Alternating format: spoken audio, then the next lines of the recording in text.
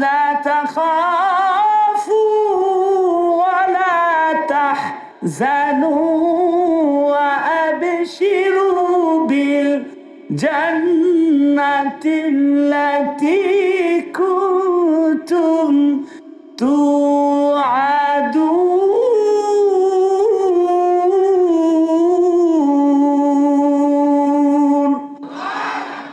আরেকটু জোরে কন্না আল্লাহু আকবার। আল্লাহ পাক বলেন তোমরা ভয় করো না। তাতানাজ্জালু আলাইহিমুল মালাইকা, আমি আল্লাহ তোমাদের জন্য ফেরেশতা নাজিল করে দিব, তোমরা ভয় পেও না, একটুকু হতাশাগ্রস্ত হয়েও না। মনে রেখো যদি তোমরা মুমিন হতে পারো আল্লাহ রাব্বুল আলামিন তোমাদেরকে বিজয় দিয়া দিবেন। ওয়া কানা হাক্কান আলাইনা নাসরুল মুমিনিন। আল্লাহ বলেন আমি আল্লাহ তোমাদের জন্য সহযোগিতার হাত বাড়ায়া দিব, একটি শর্ত, সেটা হলো যদি তোমরা মুমিন হতে পারো। আলা ইন্না নাসরাল্লাহি কারীব।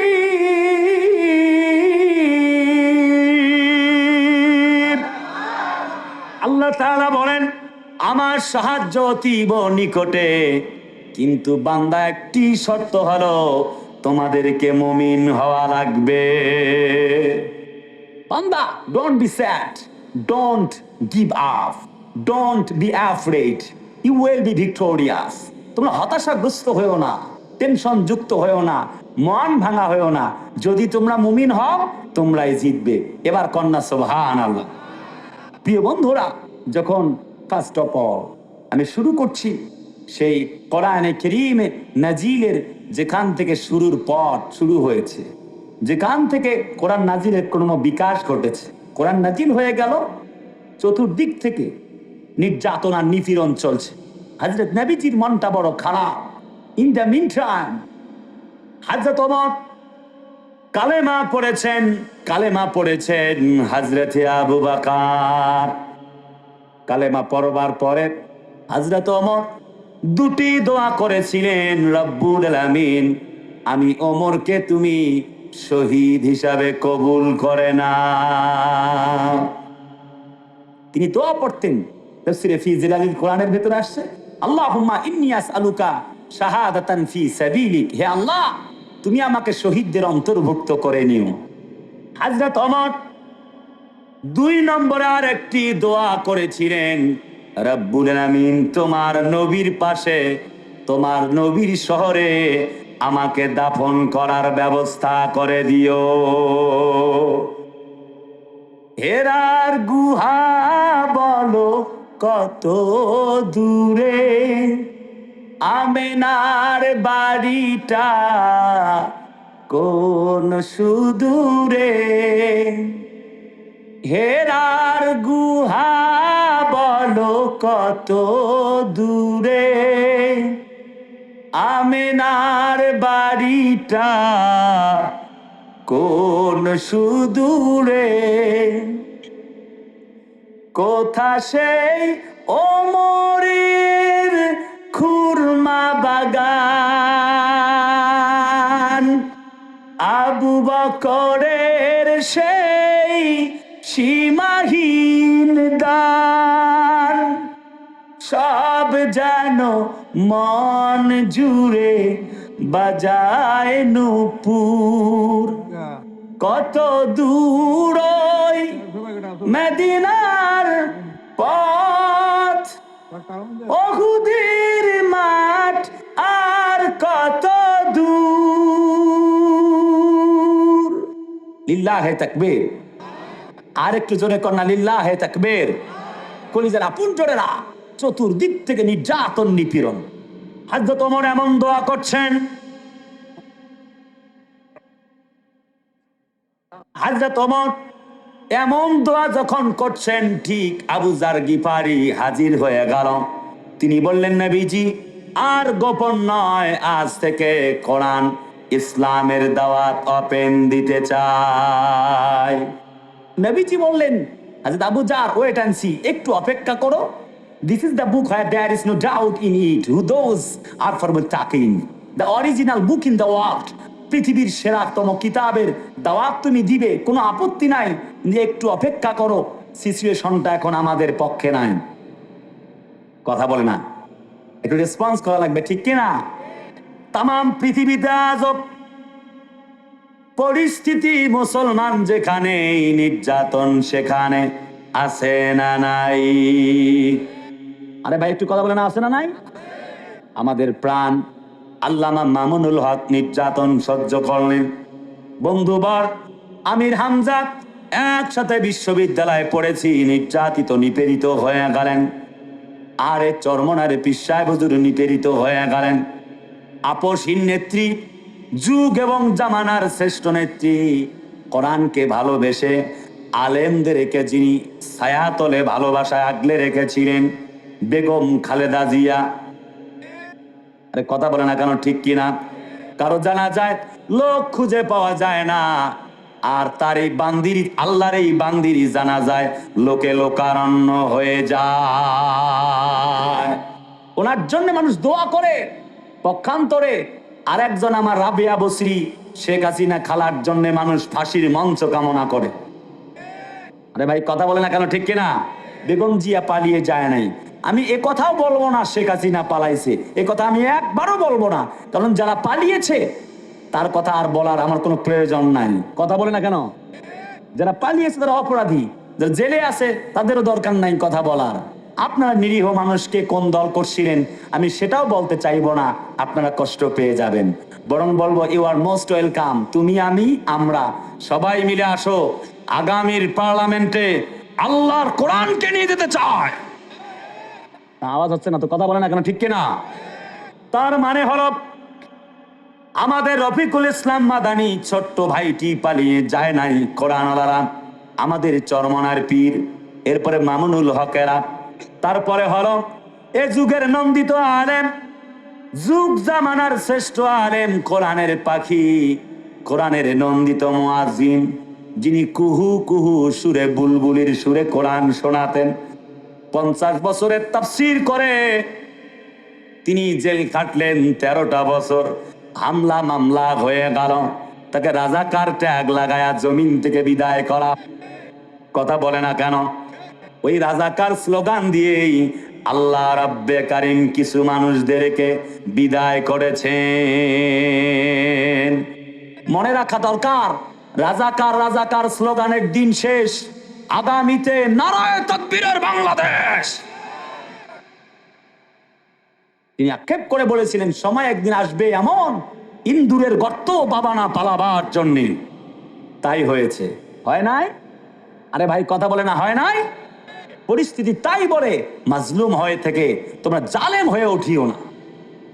আমার প্রিয় ভাই, কোরআনের পাখিটা কি চমৎকার করে কোরআনের গান গাইতেন।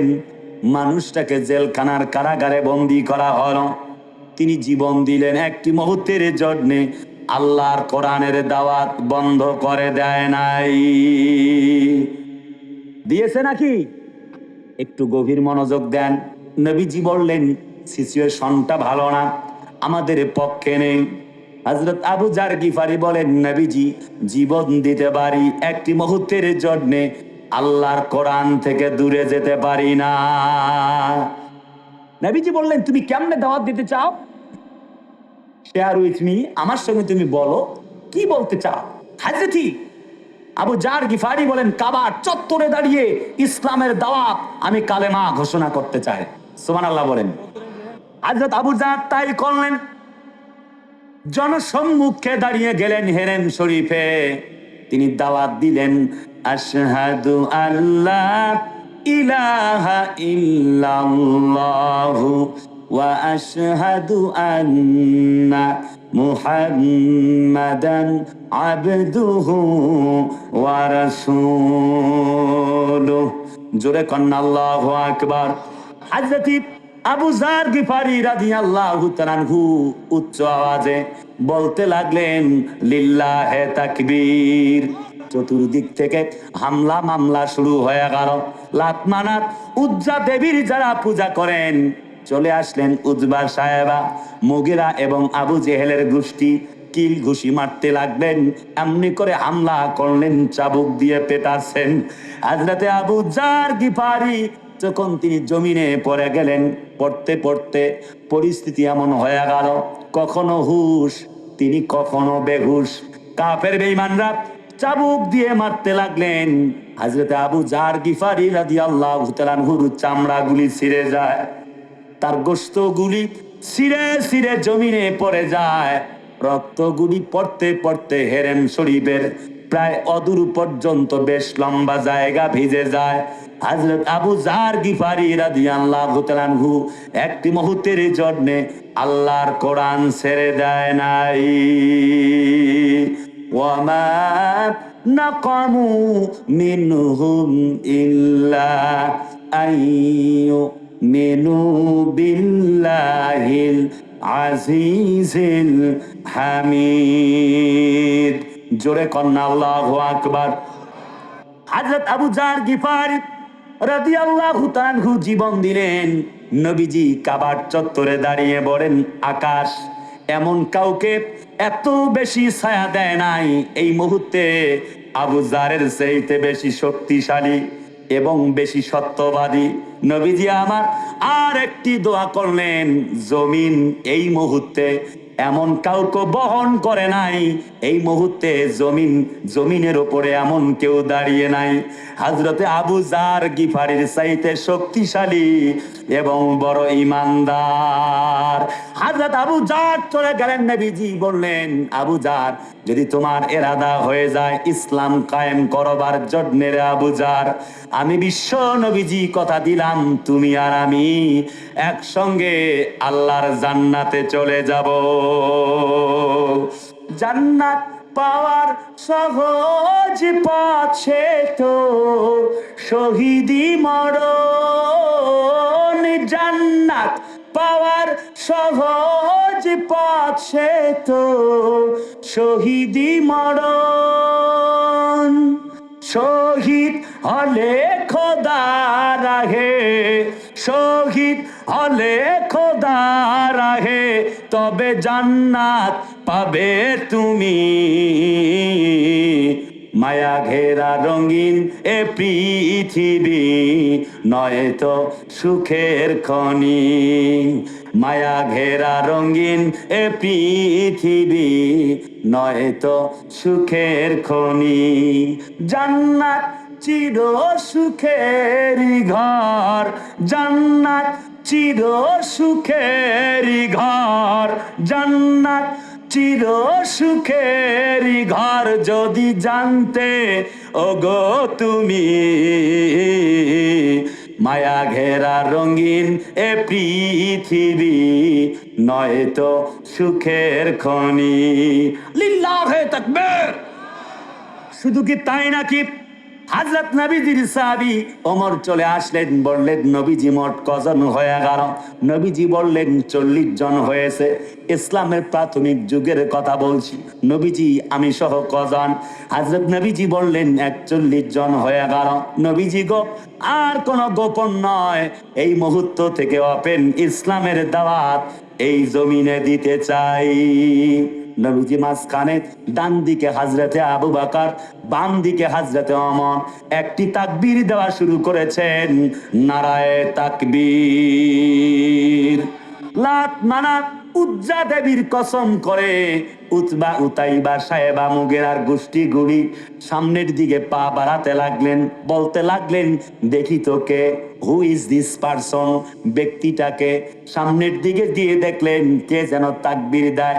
কাছাকাছি চলে গেলেন, আর কেউ নন, তিনি হলেন হযরতি ওমর ইবনুল খাত্তাব। উতবা উতাইবা বলে, ওয়েট অ্যান্ড সি, একটু অপেক্ষা করো তো, ক্লিয়ার হই, লাস্ট এন্ড ফাইনালি। আরেকটু ফেস আই কন্টাক্ট করলেন, হ্যাঁ আসলেই তো ওমর। উতবা উতাইবা বলে, সাইবা মুগিরা বলে, লাত মানাত উজ্জা দেবীর কসম করে বলি, আল্লাহর কসম, আর সামনের দিকে পা বাড়ায়ও না, কল্লা নিয়া ওমরের হাত থেকে আর ফিরে যেতে পারবা না। হযরত ওমর যে নারায়ে তাকবীর দিত।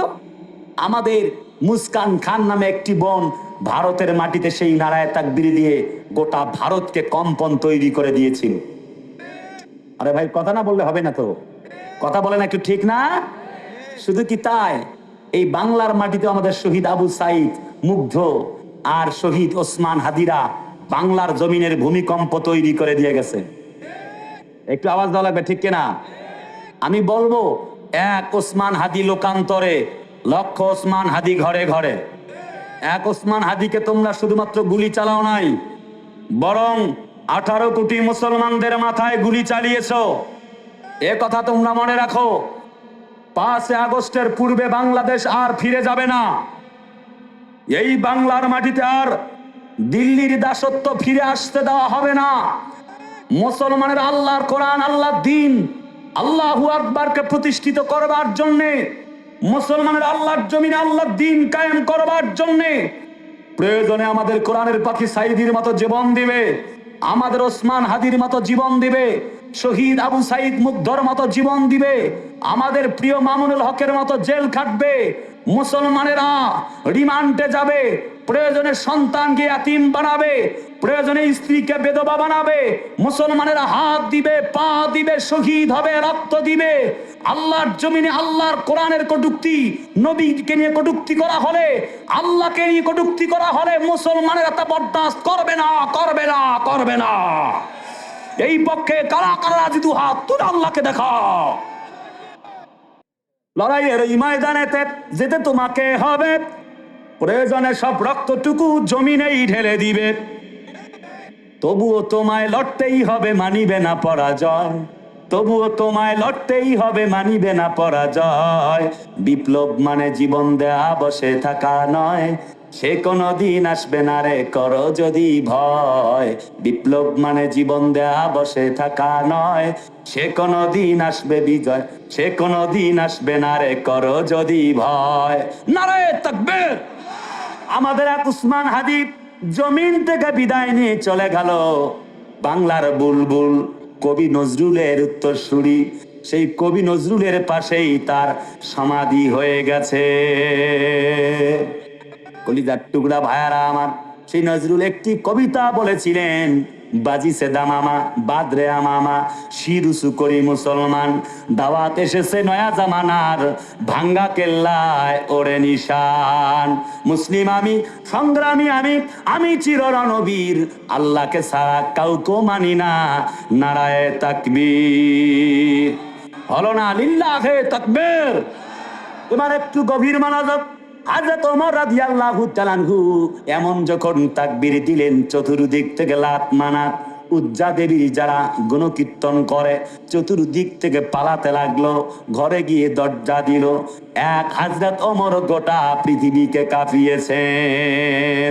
যুগ জামানা পাল্টে দিতে চাই না অনেকজন, এক ওমরে আনতে পারে জাতির জাগরণ। ভাইরা আমার, চতুর্দিক থেকে যখন নির্যাতন, কোরআন নাজিল হয়ে গেল, যখন নির্যাতন শুরু হয়ে গেল, তখন নবীজি আমার সাফা পাহাড়ে দাঁড়িয়ে বললেন, কুলু লা ইলাহা ইল্লাল্লাহ হাতুফলিহুন। কলমা পড়ো, ঈমান আনো, আল্লাহ ছাড়া আর কোনো মালিক নাই। বাধা শুরু হয়ে গেল। নবীর বিরুদ্ধে 3টি ষড়যন্ত্র। সূরা আনফাল 30 নম্বর আয়াত, ওয়াইয ইয়ামকুরু বিকাল্লাযীনা কাফারু ইলা আখিরিল আয়া। রাত গভীর হয়ে গেল, বলতে সময় পাওয়া যাবে না। এক জেলে বন্দি করো, 2 তারে এই দেশ থেকে বিতাড়িত করো, আর 3 তা না হলে তারে হত্যা করো। নবীজির বিরুদ্ধে 3টি ষড়যন্ত্র হয়ে গেল। শিয়াবে আবি তালিবে আল্লাহ নবীজি জেল কাটলেন, মামলা হলো। একটি মুহূর্তের জন্যে আল্লাহর কোরআন ছেড়ে যায় নাই। জোরে কথা বলে না, গেছে নাকি? আজকের পৃথিবীতে আজও আলেম ওলামাগণ চতুর্দিক থেকে নির্যাতিত। 17 বছরে আমরা বড় মর্মাহত, অনেক বেশি ব্যথিত এবং লজ্জিত ছিলাম। সকলে লোকেরা বলে, হুজুর কই কি হয়, কখন আসবে, আমাদের মুসলমানদের বিজয়। আমি একটি আশা হয়তো তাদেরকে করি নাই, বরং আশার বাণী শুনিয়েছিলাম, আলা ইন্না নাসরাল্লাহি করিব, আল্লাহ সাহায্য আসবে তা অতীব নিকটে। আল্লাহ সাহায্য এসেছে।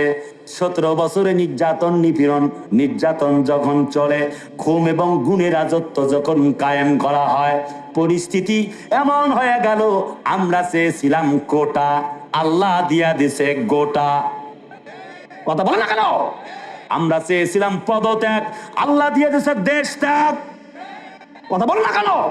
সময়ের ব্যবধানে পরিস্থিতি এখন এমন, গোটা দেশকে ডাক্তার, মাস্টার, পরিশ্রমী কৃষক, দিন মজুর, ভ্যান চালক, ঠেলা চালক, রিক্সা চালক, আহারে তামাম দুনিয়ায় একটা আওয়াজ শোনা যায়, তার মানে হচ্ছে সবাইকে দেখা শেষ, আগামীতে ইসলামকে দেখার বাংলাদেশ। ওয়ামাকারু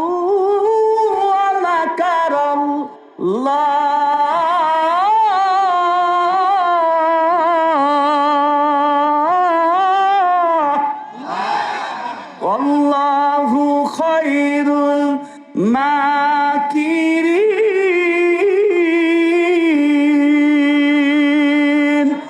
আল্লাহ বলে তারা ষড়যন্ত্র করেছে, আমি আল্লাহ তো কৌশল করেছি, নিশ্চয়ই আমি আল্লাহর কৌশলই জিতে যাবে।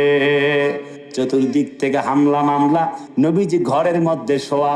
হযরত জিবরিল বলে, মাইগ্রেশন টু মাদিনা, নবী গো এক্ষণে হিজরত করা লাগবে। নবীজির মনটা বড় খারাপ হয়ে গেল। আল্লাহ তাআলা সান্ত্বনার বাণী শোনালেন, ওমা আরসালনাকা ইল্লা রাহমাতাল লিল আলামিন।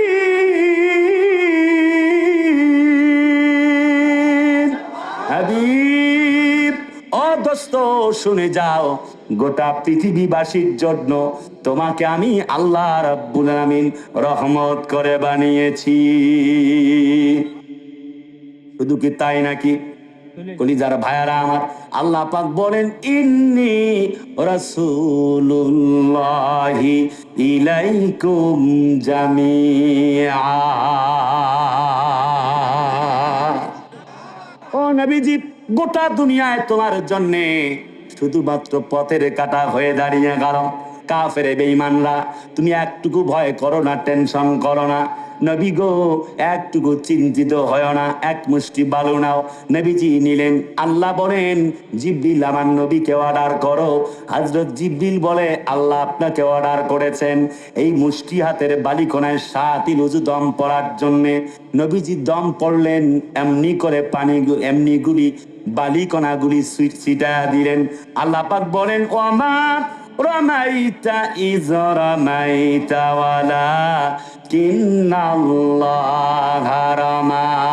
নবীজি, শুধুমাত্র তুমি বালিকণাগুলি ছুঁড়ে মেরেছিলে, আর প্রত্যেকটা কাফেরের চোখে চোখে পৌঁছায় দেবার দায়িত্ব আমি আল্লাহ রাব্বুল আলামিন নিজেই নিয়েছিলাম। আর একটু জোরে কন্যা, সেই আল্লাহ আজও আছে না নাই? ওয়া কানা হাক্কান আলাইনা নাসরুল মুমিনিন।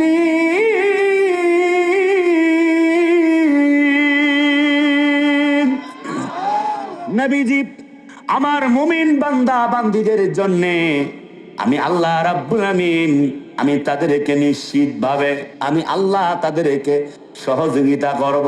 তাদের কোনো ধরনের কোনো শঙ্কা নাই, কোনো চিন্তা নাই। তবে একটি কাজ দিচ্ছি, ফামান তাবিআহু দায়া ফালা খাউফুন আলাইহিম ওয়ালা হুম ইয়াহজানুন।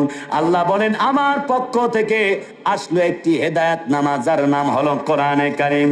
যারা এই কোরআন মেনে চলবে তাদের কোনো ভয় নাই, তাদের কোনো চিন্তারও কারণ নাই। The original book in the world. শোনো নাবিজি, if you practice, if you recite the Holy Quran in every single day, তোমার সাথীদেরকে বলো পড়তে হবে যেন কোরআন মেনে চলে, because وتمت كلمة ربك صدقا وعدلا لا مبدل لكلماته وهو السميع العليم। এর এক সত্য সহ ন্যায়ের ইনসাফের হকের কিতাব। জোরে কয় না সুবহানাল্লাহ। শুধু কি তাই নাকি, কোরআনে কারিমে আল্লাহ পাক বলেন وَنُنَزِّلُ مِنَ الْقُرْآنِ مَا هُوَ شِفَاءٌ وَرَحْمَةٌ لِّلْمُؤْمِنِينَ وَلَا يَزِيدُ الظَّالِمِينَ إِلَّا خَسَارًا।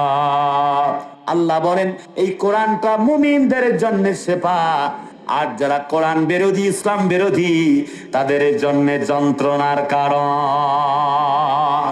লক্ষ্য করেছেন আপনারা কেমন মুমিনদের জন্য শেফা? ভাই প্লিজ আপনারা কথা বলবেন না, প্লিজ প্লিজ। আর কেমন কাফেরদের জন্য এটি একটি যন্ত্রণার কিতাব।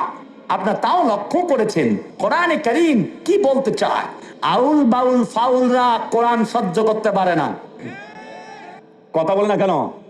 আমি দল পার্টি বুঝি না, কে কোন দল করেন আপনি? আওয়ামী লীগ, বিএনপি, জামাত, হেফাজত, চরমনাই, জাসদ, বাসদ, জাতীয় পার্টি, অ্যাজ ইউ উইশ, আপনার ব্যাপার। কে ডানপন্থী আর কে বামপন্থী এগুলি জানতে চাই না।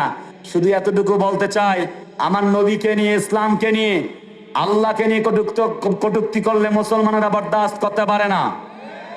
আসাদ নূর কটূক্তি করেছে, আল্লাহর নবীকে নিয়ে কটূক্তি করেছে। অপূর্ব পাল, যে অপূর্ব পাল কোরআনকে কটূক্তি করেছে, ওই অপূর্ব পালের এই পা কোরআনের উপরে দিয়েছে, এই পার জমিনে থাকবে না, কবরে দাফন করে দিতে হবে। আমি আসাদ নূর সহ তসলিমা নাসরিনদেরকে বলি, বেটি আর বেটারা ইসলামের বিরুদ্ধে, কোরআনের বিরুদ্ধে কথা বলো। একটাবার বাংলার মাটিতে এসে নবীর বিরুদ্ধে, ইসলামের বিরুদ্ধে কথা বলে দেখো, আল্লাহর কসম পিঠে চামড়া নিয়ে ঢাকায় ফিরে যেতে পারবে না। আমার শহীদ আবু সাইদ মুগ্ধরা এই নতুন করে জমিনকে জাগিয়ে তুলেছে। এই বাংলার জন্য তারা 2000 ছাত্র জনতা জীবন দিয়েছে ইসলামের জন্য, কোরআনের জন্য। যদি ডাক আসে প্রয়োজনে শহীদ আমাদের ওসমান হাদির উত্তরসূরিরা 2 লক্ষ মুসলমান ছাত্র জনতা জীবন দিবে একটি মুহূর্তের জন্য আল্লাহ রাব্বে কারীমের কোরআনের এমন অপমানজনক আচরণ মানতে পারে না। ঠিক কিনা? আজ তো সেই উসমান হাদিদের মতো দেখা যাচ্ছে না। যুবকরা আজ পইরে আছে লাল পরি আর সাদা পরি নিয়ে। আরে কথা বলে না কেন? ঠিক কিনা বলেন? ওরা পইরে আছে বাদাম বাদাম কাঁচা বাদাম নিয়ে। হায় রে যুবকদের আজ অবস্থা। ওরা চুলের কাটিং মারে চতুর্দিক কাইটা, মাঝখানে দ্বীপ বানায় রাখছে, নাম দিয়েছে মেসি কাটিং আর নেইমার কাটিং। আমি নাম দিয়েছি কুত্তা কাটিং। কথা কয় না কে? আহা, কেমন কাটিং দিয়েছে! আরে যুবকগুলা শুধু কি তাই নাকি? এরকম কাটিং দেওয়া যেগুলি গাঞ্জাখোর ছেলে, এরকম ছেলে ছাড়া মেয়ের আবার পছন্দ করে না। ছেলে গেছে দাড়িওয়ালা ছেলে নিয়ে আলাপ চলে গেছে, বলে না তো চাচা চাচা লাগে, মুরব্বি উহু উহু। কথা কয় না রে? কথা বলে না, ঠিক কিনা? সারা রাত ফ্রি ফায়ার পাবজি গেম খেলে, কয় যে মার মার মার মার মার মার মার মার মার মার। কথা কয় না? আছে না নাই? সারা রাত পর্ন ভিডিও গেম আছে, গানের তেরি মেরি এইসবে আসক্ত যুবকরা সারা রাত পরে ফজরের পরে ঘুমায়, এক ঘুমে কিয়ামত মানে আসর। আসরের সময় ঘুম থেকে উঠে স্কুল কলেজের বারান্দা রাস্তা দিয়ে ঘোরে আর গান ধরে, তুমি কোন শহরের মাইয়া গো লাগে উড়া ধুরা। বদমাইশ কত এই যুবকগুলা। আমার প্রিয় ভাইরা, কোরআনে কারীমে আল্লাহ রাব্বুল আলামিন সমস্ত বিষয়গুলিকে বর্ণনা করে দিয়েছেন। যদি কোরআন মানি, আল্লাহ পাক সে কথা মানব জাতির জন্য স্পষ্ট করেছেন বান্দারে। 1 নম্বর পয়েন্ট, আমি তো মোট 36টি পয়েন্টে কথা বলবো বলে এরাদা করেছি। রাত তো 12টা বেজে গেল, 7 ঘন্টা আবার আজান দেওয়ার কথা। কথা কয় না? আবার 25 জন বক্তার কণ্ঠ নকল করার কথা, কিন্তু রাত তো গভীর, বলবো কখন? আমি শর্টকাট করে বলবার চেষ্টা করছি। নাম্বার ওয়ান ইজ, রাসূলুল্লাহ বক্তব্য শোনালেন কোরআনে কারীমটা হচ্ছে হেদায়েত নামা, অর্থাৎ যে ব্যক্তি এই কোরআন মেনে নেবে সে ব্যক্তি আল্লাহর হেদায়েতের পথ চিনে যাবে। সুবহানাল্লাহ, জোরে বলবেন না? যেমনটা চিনেছেন হযরত আবু বকর, যেমন চিনেছেন হযরত ওমর, যেমনটা চিনেছেন হযরত আবু জার গিফারি, চিনেছেন হযরত আবু আইয়ুব আনসারী। জোরে কন্না সুবহানাল্লাহ। আমি বলছিলাম নবীজি আমার কোরআনের দাওয়াত দিচ্ছেন, চতুর্দিক থেকে বাধা। হযরত আবু আইয়ুব আনসারী আসলেন, নবীজি এখন তো উহুদের প্রান্তরে যুদ্ধ হবে, বয়স আমার 80 বছর, একটুকু দেরি করতে চাই না, ইসলামের জন্য জীবন দিয়ে শহীদ হতে চাই। নবীজি বললেন, আবু আবু আইয়ুব আনসারী, তোমার জীবন তো মরণাপন্ন প্রায়, তুমি মৃত্যু সজ্জায় শায়িত, তুমি কেমনে ইসলামকে বিজয় করতে চাও? হযরত আবু আইয়ুব আনসারী বলেন, নবীজি আমি তো 80 বছর বয়সের এক বৃদ্ধ, কিন্তু আমি যদি জিহাদ না করতে পারি খালি হাতে আজ আমি ফিরে যেতে চাই না। নবীজি তাকে অনুমতি দিলেন। হযরত আবু আইয়ুব আনসারী বলেন, নবীজি একটি ওসিয়ত করতে চাই গো নবীজি। নবীজি বললেন, তোমার ওসিয়তটা তুমি আমারে বলো। হযরত আবু আইয়ুব আনসারী বলেন, যখন আমি মারা যাব আমার লাশটা শত্রুদের বাড়ির কাছে আপনি দাফন করায়া দিয়েন। শত্রুরা ঘুম থেকে উঠবে আর মনে মনে ভাববে আবু আইয়ুব আনসারী জীবিত থাকা অবস্থায়ও ভয় পায় নাই, মরার পরেও ভয় পায় না, জীবন দিয়েছে ইসলাম ছেড়ে দেয় নাই। আরে ভাই কথা বলেন এখন, ঠিক কিনা? হযরত খাব্বাবকে ধরা হলো। আমি শর্টকাট করে বলবার চেষ্টা করছি। প্রথম নাম্বার পয়েন্ট হচ্ছে হেদায়েতের পথ। আপনারা আছেন না নাই? কারা কারা ঘুমাচ্ছেন হাত তোলেন। এই মিয়া স্যার হাত নামান। আমি বলেছিলাম কারা কারা ঘুমাচ্ছেন, ঘুমাইলে কি হাত তোলা যায়? যুবকগুলো আছে না নাই? যুবকরা আছে না নাই? আরে তোমাদের আওয়াজ শুনে মনে হচ্ছে তোমাদেরকে নিতে হবে ইন্ডিয়া হারবালে। সময় তো তোমাদের খুব মানে এখন পক্ষে যাচ্ছে, তো তোমাদের বিপক্ষে বললেও মুশকিল। হ্যাঁ, আমি মা বোনদের জন্য কিছু কথা বলবো, কারণ মা বোনদের জন্য কিছু কথা বলা দরকার, যেহেতু মা বোনরাই বর্তমান দেশের সরকার। কথা বলে না কেন, ঠিক কিনা? আর আলেমদেরকে একটু জ্বালাইয়া করছে সরকার। কথা বলে না, ঠিক কিনা?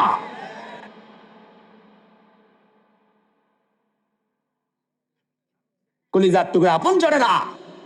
আমি যে কথা বলতে চাচ্ছিলাম, এক নাম্বার পয়েন্ট হেদায়েতের পথ আল কোরআন। 2 নম্বর পয়েন্ট আসছি, কোরআন হচ্ছে ন্যায় বিচারের প্রতীক। এই কোরআন যে ব্যক্তি গ্রহণ করেছে সে ব্যক্তি ন্যায় বিচার পেয়ে গেছে। সুবহানাল্লাহ, আজকে না কাল সকাল 10টা? জোরে কয় না সুবহানাল্লাহ। লক্ষ্য প্রমাণ আদি রয়েছে সাহাবীদের। বলবো কেমনে, জাস্ট সামারাইজ করছি। 3 ঘন্টার ওয়াজ 3 সেকেন্ডে বলবো, আপনাদের হক আদায় না করলে আল্লাহ আমার উপরে বেজার হয়ে যাবে। কেমন কোরআনের পার্লামেন্ট কেন আমরা চাই? আমি বিশ্বাস করি আগামীর পৃথিবী হবে ইসলামের পৃথিবী। কথা বলে না? আগামী সূর্য হবে ইসলামের সূর্য, আগামীর বাংলা হবে ইসলামের বাংলা, কেউ ঠেকাতে পারবে না।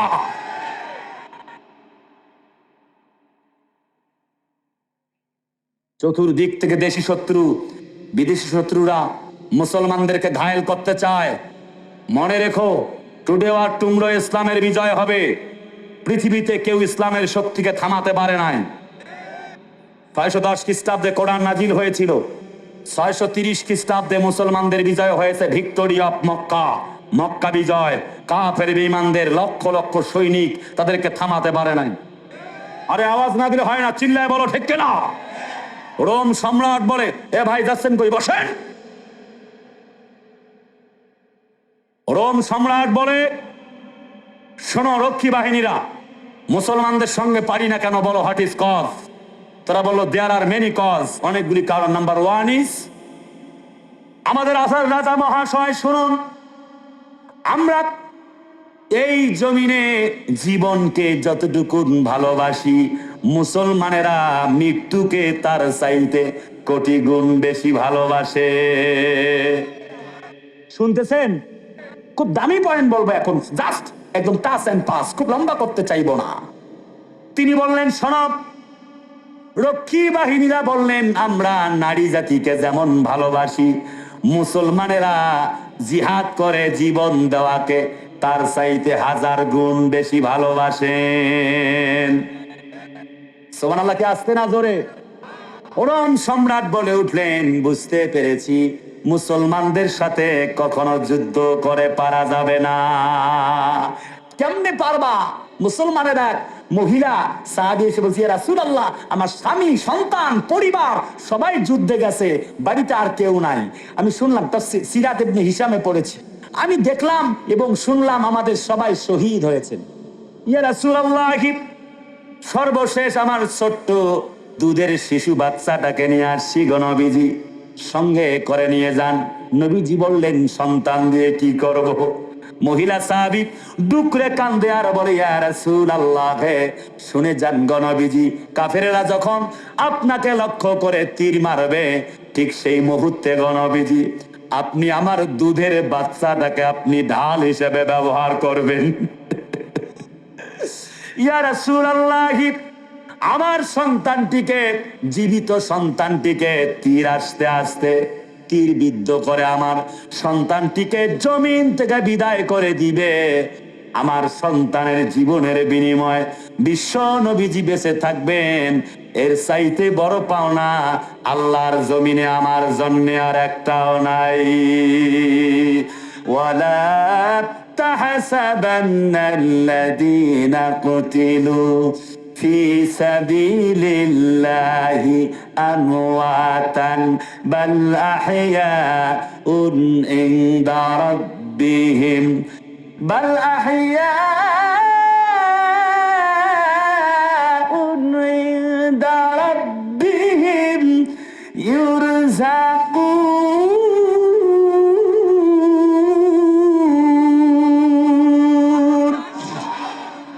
শহীদেরা মরে না, ওরা রয় বেঁচে, জান্নাতি ফুল হয়ে উড়ে যায় আরশে। আল্লাহর মেহমান এত বেশি সম্মান, আল্লাহর মেহমান এত বেশি সম্মান, সবার ভাগ্যে জোটে না। জিহাদের পথে যদি লাশ হয়ে যায়, দোহাই মাগো তুমি কেঁদো না, হাসরের মাঠে বলবে তুমি হেসে, হাসরের মাঠে বলবে তুমি হেসে, আল্লাহ আমি শহীদের মা, আল্লাহ আমি শহীদের মা। লিল্লাহে তাকবীর। কোরআনে কারিমে মুসলমানদের জন্য কোরআন কি দিবে? মুসলমানদেরকে কোরআন 2 নম্বরে ন্যায় বিচার প্রতিষ্ঠিত করে দিবে। বলবেন হুজুর কেমনে ন্যায় বিচার প্রতিষ্ঠিত করেছিলেন? হযরত বিশ্ব নবীজি একজন ইহুদির পক্ষে রায় দিয়েছেন, মুসলমান বেচারা দোষী, তার পক্ষে রায় দেয়নি। ব্যাখ্যা করতে গেলে সময় লাগবে, 2 সেকেন্ডে বলে ঘটনা শেষ করছি, কারণ রাত গভীর, ফজরের নামাজে আপনাদের কষ্ট হয়ে যাবে। আরেকটি ঘটনায় আসছি, হযরত ওমর তিনি শুনলেন কাফেলা একটি আসছে মিশর থেকে। তিনি জিজ্ঞেস করলেন, আমার সন্তান কোথায়? বলে, এই সৈন্য বাহিনীর কাফেলায় আপনার সন্তান আবু সাহামা আছে, ভালো নাম আব্দুর রহমান। আমি 4 ঘন্টার কাহিনীকে 4 সেকেন্ডে বলবো। হযরত ওমর বলে, বেটা আবু সাহামা, আমি শুনলাম তুমি নাকি পান করেছো। নাম ইয়া আমির আল মুমিনিন। হ্যাঁ বাবা, আমির আল মুমিনিন, আমি তো মদ পান করছি। কয় বাবা বিচার কি হয়েছে? কয় হ্যাঁ, মদ পান করার পরে মিশরের যে খলিফা, প্রধান রাষ্ট্রনায়ক, গভর্নর, তিনি আমার বিচার করেছেন, 80টা বেত মেরেছেন। হযরত ওমর বলে, ঘরে মারছে না বাইরে মারছে বাবা? সন্তান বলে, ঘরের ভেতরে। হযরত ওমর সেই সময়ে আমর ইবনুল আস মিশরের গভর্নরকে ডাকলেন, গভর্নর, আমার সন্তানের বিচার করেছো ঘরের ভেতরে নাকি ঘরের বাহিরে? তিনি বললেন, কেন? ইয়া আমির আল মুমিনিন, ঘরের ভেতরে বিচার করেছে। আচ্ছা, তুমি কি জানো না প্রকাশ্যে 80টা বেত মারতে হয় মদ্যপান করলে? এবার আমর ইবনুল আস বলে, ইয়া আমিরাল মুমিনিন, আপনার সম্মানার্থে ঘরে মেরেছি, আপনি একজন রাষ্ট্রনায়ক, অর্ধজাহানের খলিফা, আপনার ছেলেকে বাহিরে মারলে কেমন হয়? হযরত ওমর বলে, বেটা আমর ইবনুল আস, কাজটি তো তুমি ঠিক করো নাই, তওবা করো। নিজের সন্তান কি তিনি এমন করে ঘপ করে হাত দুটি ধরলেন, ধরবার পরে মসজিদে নববীর খুঁটির সঙ্গে বেঁধে ফেললেন। নামাজ আদায় হয়ে গেল, নামাজ শেষ করে সন্তানকে চাবুক মারতে আরম্ভ করলেন। একে একে নিজের সন্তানকে চাবুক মারেন, তখন পর্যন্ত চোখে কোনো পানি নেই। তিনি চাবুক মারতে মারতে ৮০টা বেত্রাঘাত করলেন, চাবুক মারলেন। সন্তান ৭ দিন পর বিদায় হয়ে গেল। সন্তানকে যখন কবরস্থ করছেন, যখন দাপন করছেন, দুটি চোখের পানি ফেলায়া ফেলায়া কান্দে। লোকেরা জিজ্ঞেস করে, আমিরাল মুমিনিন আপনি কান্দেন কেন? হযরত ওমর বলে, নিজের সন্তান তো ছোট্টবেলা থেকে লালন পালন করেছি, এই জন্য কান্দি। আবার তিনি মুখের মধ্যে হাসি নিয়ে আসলেন। লোকেরা বলে, আমিরুল মুমিনিন এবার আপনি হাসেন কেন? হযরত ওমর বলে, কোরআনের বিচার করতে পেরেছি জন্যে হাসি। কিন্তু বর্তমান যুগে আমাদেরও আজ এমন নেতা আছে, সুদে ঘুষে জীবন কাটে, করে দুর্নীতি, এমন লোক হয় যদি এলাকার সভাপতি। আরে কথা বলে না তো, কথা বলেন না কেন? সুদে ঘুষে জীবন কাটে, করে দুর্নীতি, এমন লোক হয় যদি এলাকার সভাপতি।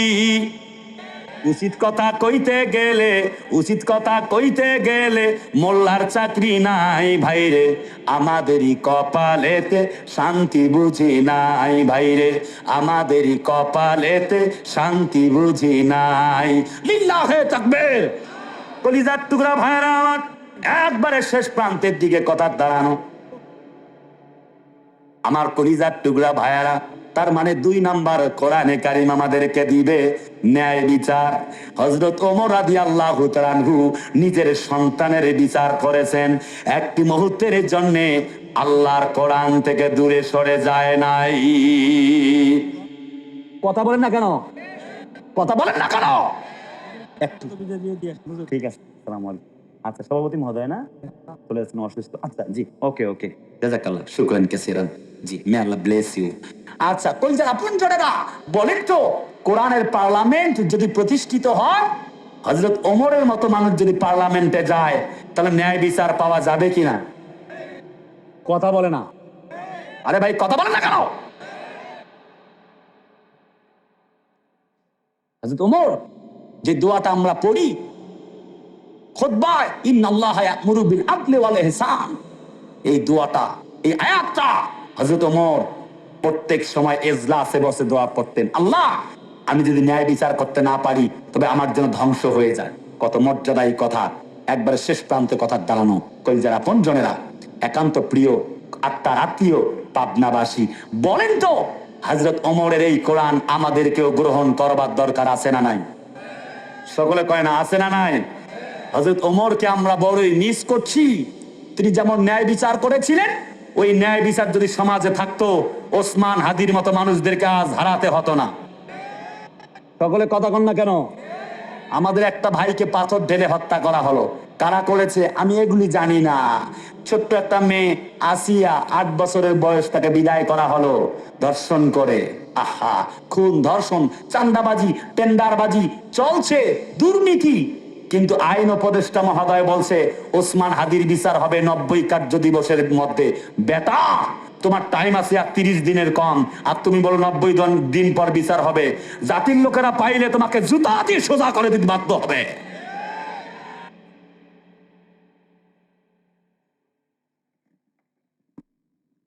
আন্নান নাফসা বিন নাফসি ওয়াল আইনা বিল আইনি ওয়াল আনফা বিল আনফি ওয়াল উযনা বিল উযনি। কোরআনের বিচার, কিসাসের বিচার।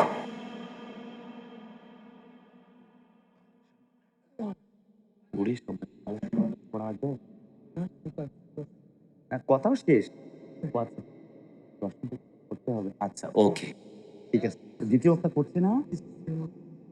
আচ্ছা আচ্ছা, একটু ইনশাআল্লাহ, ওকে। কলিজার আপনজনেরা, তাহলে এবার বলেন, আল্লাহর কোরআন পার্লামেন্টে নেওয়ার দরকার আছে না নাই? ১, কোরআন পার্লামেন্টে গেলে হেদায়েত পাবেন। ২, ন্যায় বিচার পাবেন। সংক্ষিপ্ত কথা, চূড়ান্ত কথা, একদম আল্লাহ তাআলার পক্ষ থেকে যে কোরআন যা দিয়েছে সেটার কথা বলি। দর্শন করেছে বুক পর্যন্ত পুঁতে, সূরা নূরের 2 নম্বর আয়াত। সব কথা আজকে বলতে পারলাম না বন্ধুরা, যেহেতু সময় নাই। অতিথিবৃন্দের বক্তব্য অনেক রাতে, প্রায় 11টার দিকে আমরা কথা শুরু করেছি। তো সব মিলিয়ে আর শুধুমাত্র সামারাইজটা বলে শেষ করছি। বাকি 36টি পয়েন্ট যে বলতে চাইছে সেদিকে আর যাবার সুযোগ নাই। বাবারা, কোরআনের বিচার হলো জেনা করছে ধর, বুক পর্যন্ত পুঁতে হত্যা কর। এই বিচার যদি হয়, যুবকরা ধর্ষণ করবে তো দূরের কথা, যুবকের স্বপ্নদোষ পর্যন্ত বন্ধ হতে বাধ্য। কথা বলে না কেন রে ভাই? চোর চুরি করেছে, আসারে কুয়াসারে কচু ফাক্তাউ আইদিয়াহুমা, হাত কেটে দে। চোরের বেটা চোর ঠান্ডা। পাথর ঢেলে হত্যা করছে, পাথর ঢেলেই হত্যা কর। কোরআনের কিসাসের বিচার, ন্যায় বিচার, পাথর ঢেলে হত্যা কর। আল্লাহর কসম, আর কাউকে পাথর ঢেলে হত্যা করা হতো না। ওসমান হাদির মতো একটা তাজা ফুলকে হারাতে হলো। এই বিচার যদি থাকতো, ওসমান হাদিকে হারাতে হতো না। তার মানে আমরা সব দেখেছি, এবার ইসলামকে দেখতে চাই। ডিজিটাল বাংলা দেখা শেষ, সোনার বাংলা দেখা শেষ, সবুজ বাংলা দেখা শেষ, 5 আগস্টের পরের নতুন বাংলা দেখা শেষ, 5 আগস্টের আগের পুরাতন বাংলাদেশ দেখা শেষ। তার মানে সকল বাংলাদেশ দেখা শেষ। আগামীতে দেখতে চাই ইসলামের বাংলাদেশ।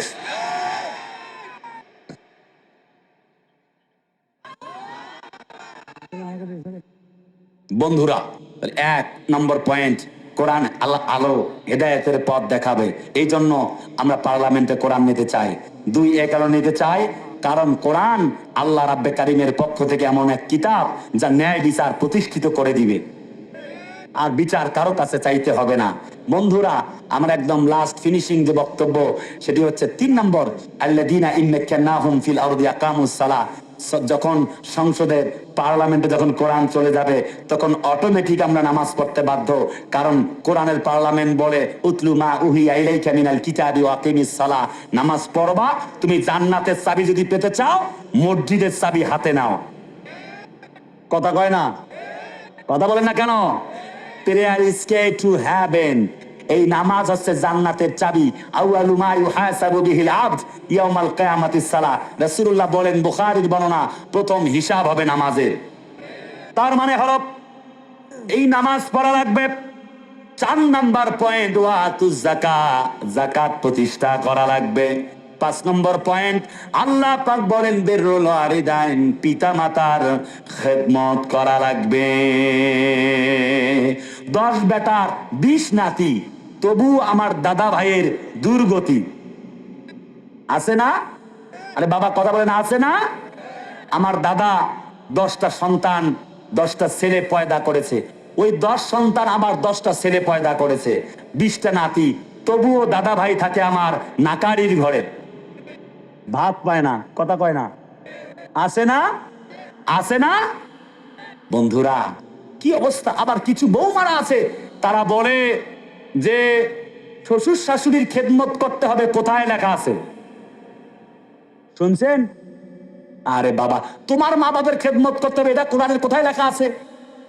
2টায় সদকায়ে জারিয়া সওয়াব পাওয়া যায় খেদমত করলে।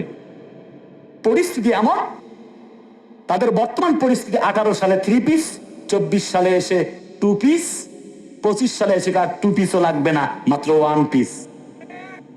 অবস্থা এমন, পরছে শাড়ি না মশারি আল্লাহই ভালো জানে। আপনার মেয়ে যখন বেপর্দা অবস্থায় রাস্তা দিয়ে যায়, যুবক বলতেছে, দোস্ত দোস্ত দেখ মাল একটা গেল রে। নাউজুবিল্লাহ, I am extremely sorry for that, এই ভাষা বলবার জন্যে। তবে মাইন্ড করলে সাইন করা যাবে না। আপনার মেয়েটা যখন আদাল্যান্ড অবস্থায় যখন রাস্তা দিয়ে যায়, যুবকরা এতটুকু কথা বলে ক্ষান্ত থাকে না। যুবক যা কয় মনে মনে, আপনি শুনলে ওরে জবাই করে ফেলতেন। কথা বলেন না কেন? অতএব পর্দার ওয়াজ করবো কি? রাসূলুল্লাহ বলে 4 কাজে 8 জান্নাত। 1, 5 ওয়াক্ত নামাজ, ইজা সাল্লাত খামসাহা, সময় নাই। ওয়া সামাত শাহরা, 5 ওয়াক্ত নামাজে মা বোনরা ভালো। ওয়া সামাত শাহরাহা, রমজানে রোজাও ভালো। স্বামীর সাথে ঝগড়া লাগলে 2 দিন না খায়া থাকে। আমি কই না খাইলেই তো ভালো, আমাদের তো ভাত বাঁচবে। কথা বলে না, ঠিক না? 3 নাম্বার, স্বামীর খেদমত করতে চায় না, স্বামীরে তুই তামারি করে কথা বলে। যদি একটু উঁচু নিচু হয়, পাখি জামা, কিরণমালা, কটকটি জামা যদি না পায়, বলে আমি তোর সংসার করবো না, চললাম বাপের বাড়ি, তোর তালাক, তোর 14 গোষ্ঠীর তালাক। কথা বলে না কেন? এ হচ্ছে আমার মা বোনদের অবস্থা। এগুলো হয়েছে, বলা হয়েছে, এ হচ্ছে আমার মা বোনদের অবস্থা। না, মা বোন, আপনাদেরকে একটা নসিহা আজকে করছি, সেটা হচ্ছে আল্লাহ যদি কাউকে সেজদা করবার কথা বলতেন আল্লাহর পরে, তাহলে নবীদেরকেও সেজদা করতে বলে নাই, বলতেন স্বামীকে সেজদা করার জন্য। মা সিয়া, তাকে নিয়ে কথা বলতাম, ওইদিকে আজ যেতে পারলাম না, কমিটি আমাকে কিছু কাজ দিয়েছে। তিনি স্বামীর খেদমত করেছেন, আহারে জীবন চলে যায় তখনও। إذ قالت رب ابن لي عندك بيتا في الجنة ونجني من فرعون وعمله ونجني من القوم الظالمين। স্বামী পেরেক কাটা মারছে, গরম তেল দিচ্ছে মাথার উপরে, চামড়া আর গোশতগুলি পুড়ে পুড়ে পড়ে গিয়েছে। হযরত আসিয়া, দরাবাল্লাহু মাসালাল লিল্লাযিনা আমানু ইমরাআতা ফিরআউন, আল্লাহ একজন মহিলার কথা কোরআনে স্পষ্ট করে বলেছেন, ফেরাউনের স্ত্রী আসিয়ার কথা। স্বামীর জন্য খেদমত করেছিলেন। তিনি বলেছিলেন, স্বামী আমার, তুমি বলো আনা রাব্বুকুমুল আলা, আমি ছাড়া কোনো আল্লাহ নাই। তুমি এমন কথা বলো, এই কথাটা আমি মানবো না, তবে তোমাকে স্বামী হিসাবে খেদমত করতে ভুলে যাব না।